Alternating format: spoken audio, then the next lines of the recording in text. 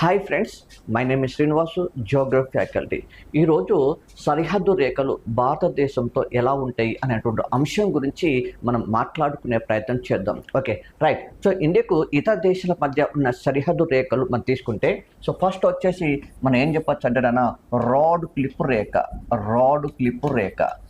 So ఈ rod clip రేఖ అనేది ఏ దేశాల మధ్య ఉందంటే భారత్ అండ్ పాకిస్తాన్ దేశాల మధ్య మాత్రమే కలదు. భారత్ అండ్ పాకిస్తాన్ దేశాల మధ్య మాత్రం ఉంటుంది. అదేగా ఇదే రాడ్ క్లిప్ రేఖ ఇంకా ఏ దేశం మధ్య చెప్పచ్చు అంటే భారత్ అండ్ బంగ్లాదేశ్ మధ్య మాత్రమే విస్తరించి ఉంటుంది. కాబట్టి ఒకటి గమనించండి అభ్యర్థులు. సో రాడ్ క్లిప్ రేఖ అనేది భారత్ పాకిస్తాన్ దేశాల మధ్య ఉంటుంది, as well as Bharat Bangladesh మధ్య మాత్రమే విస్తరించి ఉంటుంది. ఇది ఒక రేఖ. నెక్స్ట్ రెండో ప్రధాన రేఖ తీసుకుంటే డ్యూరాండు లైన్. సో ఈ డ్యూరాండు లైన్ అవుతుందో ఇది ఏ దేశాల మధ్య అంటే ఇది భారతదేశానికి ప్లస్ ఆఫ్ఘనిస్తాన్ దేశాల మధ్య మాత్రమే విస్తరించి ఉంటుంది. ఇది రెండో అత్యంత ప్రధానమైన రేఖ చెప్పచ్చు ఇక్కడ. దానిలో భాగంగానే మూడో ప్రధాన రేఖ తీసుకుంటే మెక్మోహన్ లైన్.